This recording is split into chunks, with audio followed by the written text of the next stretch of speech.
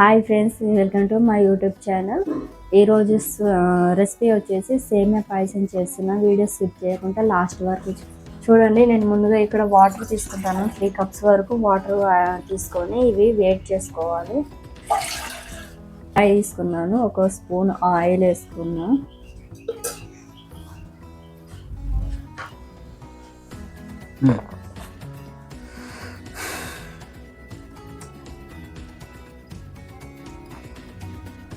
Oil heat అయ్యాక ఇవి వేసి వేపుకోవాలి. కొంచెం దూరగా వేపుకొని పక్కన పెట్టేసుకోవాలి.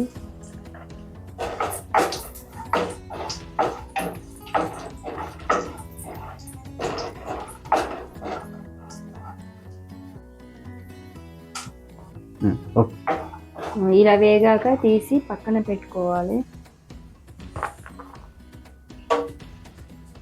ఇప్పుడు దీంట్లోనే 1 కప్పు సేమియా వేపి దోరగా వేపుకోవాలి.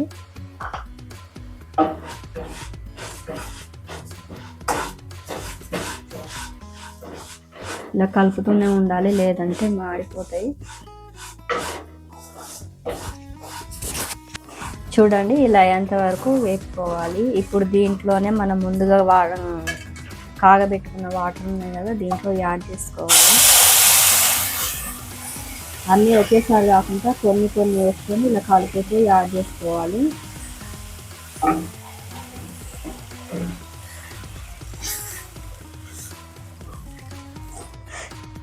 పక్కనే స్టవ్ మీద ఇక మళ్ళీ పాలు 1/2 లీటర్ తీసుకున్నాను. ఇది కాల్చుకోవాలి.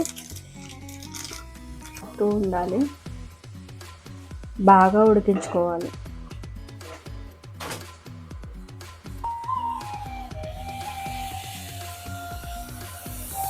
చూడండి, పాలు కూడా కాగినాయి. ఇప్పుడు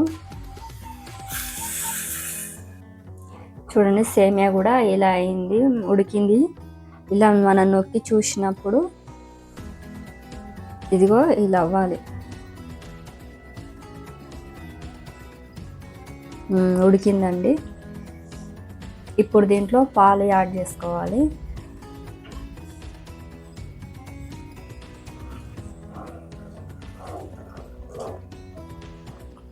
చూసుకొని పోసుకోండి పాలు.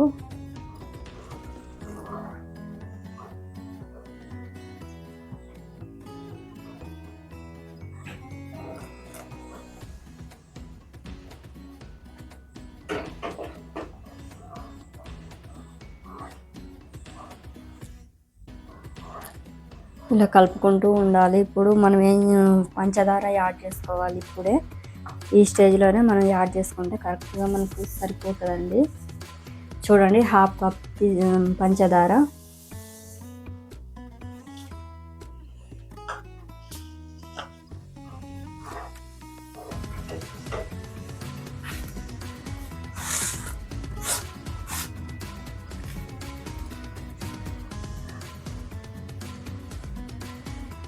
చూడండి, ఇప్పుడు ఇంత బాగా ఉడుకుతుంది కదా, ఒకసారి కలుపుకొని మనము ముందుగా వేయించి పెట్టుకున్నాం కదా బాదం పప్పు, జీడిపప్పు, ఇవన్నీ ఇప్పుడు యాడ్ చేసుకోవాలి. అలాగే ఇలాచీ. ఇప్పుడు ఒకసారి కలుపుకొని 1 నిమిషం పాటు ఉంచేసి మన స్టవ్ ఆఫ్ చేసుకోవడమే. అంతేనండి, సేమియా పాయసం. ఇది ఇంతే. మరి పల్చగా ఉందని మీరు అనుకుంటారేమో. చల్లారినాక కొంచెం గట్టి పడుతుంది. అలా అని మరీ గట్టిగా అవ్వదు. ఇప్పుడు నేను చెప్పిన విధానంగా ఈ స్టైల్లోనే చేస్తే బాగుంటుంది. ఇలా మరీ పల్చగా కాకుండా మరీ గట్టిగా కాకుండా ఇలా బాగుంటుందండి. చల్లారే వరకు కొంచెం చిక్కబడుతుంది. అప్పుడు కూడా మీకు చూపిస్తాను. ఒక 10 మినిట్స్ మూత పెట్టుకొని పక్కన పెట్టేసుకొని ఇప్పుడు స్టవ్ ఆఫ్ చేసుకుందాం. చూడండి, ఇప్పుడు మూత తీసి చూపిస్తున్నాను. అంతే అండి, చాలా ఈజీ ప్రాసెస్ అండి. ఇలా చేస్తే ఇదిగో ఇలా ఉంటుంది.